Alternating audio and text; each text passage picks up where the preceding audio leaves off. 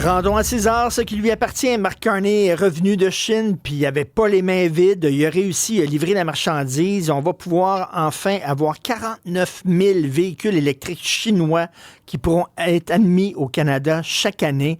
Moi qui suis un fier propriétaire d'un véhicule électrique, contrairement à P.O. Zappa, qui est passé de l'autre bord maintenant, puis il est chez les méchants pétroleux. Alors moi, je continue de conduire fièrement mon char électrique. Je trouve que c'est une très bonne nouvelle parce que les autos électriques chinoises ne sont pas chères. Donc, il y a des gens qui peut-être hésitaient pour en acheter, qui peut-être n'hésiteraient plus. J'ai très hâte de voir ce qu'en pense mon invité, Simon-Pierre Rioux, qui est porte-parole de l'Association des véhicules électriques du Québec. Bonjour, M. Rioux. Bonjour, M. Martineau.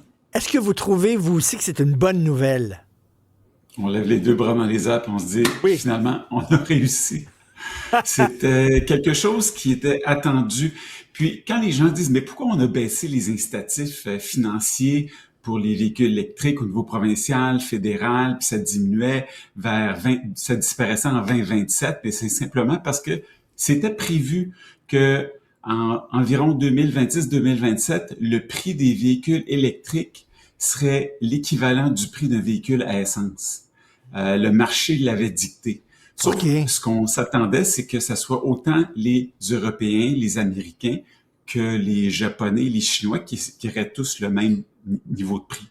C'est pas arrivé parce que les manufacturiers américains ont pris trop de temps à développer leur technologie. Il y a encore des usines qui sont en construction, alors que Trump leur dit « plus nécessaire, faites plus ça ». Fait que là, ils prennent des pertes sur ces investissements-là. Mais les Chinois, eux, n'ont jamais arrêté parce qu'ils ont un marché mondial à conquérir. Donc, ils ont continué. Ils ont fait évoluer les batteries qui fonctionnent à plein régime avec des autonomies de plus en plus grandes, qui sont capables de fonctionner à des températures très froides avec peu de pertes d'autonomie.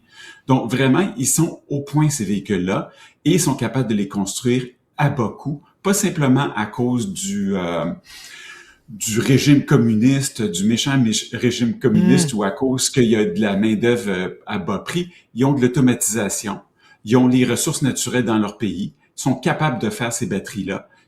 Ils ont énormément de scientifiques qui ont travaillé très fort à trouver des solutions que les Américains et les Européens n'avaient pas, comme Northvolt, par exemple. Donc, ça devrait coûter combien? Ça devrait coûter combien une auto électrique chinoise? Autour de 35 000, 40 000 $? Oui. Des petites voitures se vendent 13 000 au Japon. Qui sont importées au Brésil et dans d'autres pays, avec certaines taxes et puis le transport, tout ça, on parle de 23 000 US. Donc, au Canada, on peut s'attendre à quelque chose à 30 000 pour un petit véhicule. Il y a des véhicules du style Tesla Model 3 qui sont aussi disponibles à 35-40 000. Donc, vraiment, on va être capable d'avoir un gros impact. Puis, même avant qu'on ait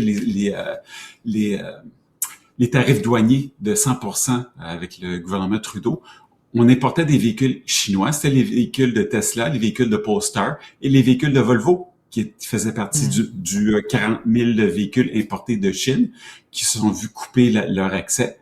Mais je pense que ces compagnies-là aussi vont vouloir prendre une partie de ce 49 000-là qui peut augmenter de 6,5% par année.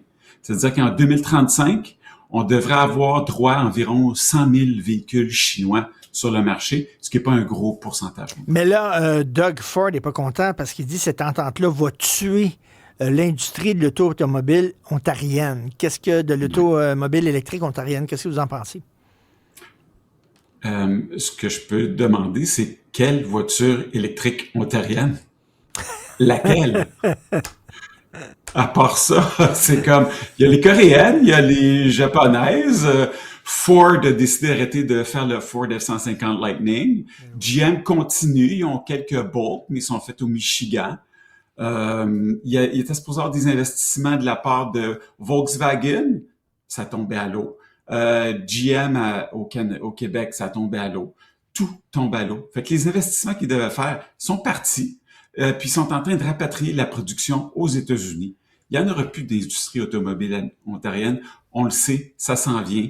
Ils jouent ces cartes, mais c'est fini. En terminant, M.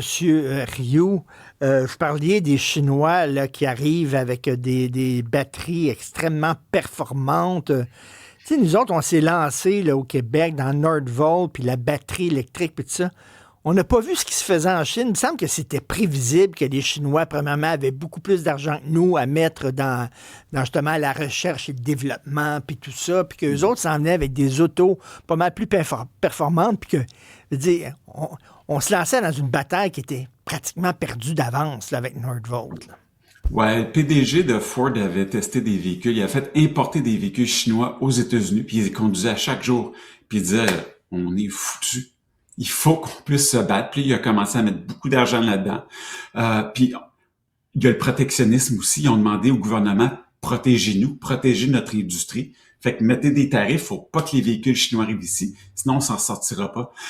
En Europe, eux autres, ils ont mis un 25% de tarif. Au Canada, on va avoir 6,1%. Donc, on va avoir le plus bas tarif au monde sur les véhicules chinois. C'est pas mal certain que mon oncle Trump sera pas super content de ça. On va en entendre parler dans les prochains mois, ça, je peux vous l'assurer. Ben moi, je suis très content, je partage votre joie et il y a des gens qui vont peut-être être tentés par un véhicule électrique parce qu'ils sont beaucoup moins chers. Et je vous le dis, là, la première semaine qu'on conduit un véhicule électrique et qu'on n'a pas besoin de faire le plein, c'est un bonheur fantastique. Ouais. C'est Et la merveilleux. dernière chose que je peux vous dire, c'est que il faut regarder ce que M. Carney a dit. C'est dans les mots. Tout est dans les mots. Il a mentionné que ce sont les voitures chinoises, des voitures de moins de 35 000 $. Il n'a jamais parlé de véhicules, des camionnettes légères. C'est des VUS, c'est des camionnettes. Il n'en a pas parlé. Parce que ça irait gruger des parts du marché nord-américain. Fait que ça va être des petites voitures que les manufacturiers locaux ne fabriquent pas, à part pour Honda avec leur Civic en Ontario. Mais pour le reste, il n'y en a pas de véhicules électriques petits qui sont abordables en plus. Donc, ça va aller chercher un certain pourcentage de la population qui sont pas capables de se payer une voiture à Ben oui. 63 000 $, qui est le prix moyen au Canada. C'est rendu beaucoup trop cher. Là, vous allez pouvoir vous permettre une petite voiture électrique. Ça va vous coûter absolument rien en électricité pour la faire avancer. Les gens vont être heureux, vont Ben redécouvrir oui. le plaisir de conduire. Ben tout à fait. Je suis tout à fait d'accord avec vous. Simon-Pierre Rioux, porte-parole de l'Association des véhicules électriques du Québec. Merci beaucoup. Bon week-end. Ça me fait plaisir.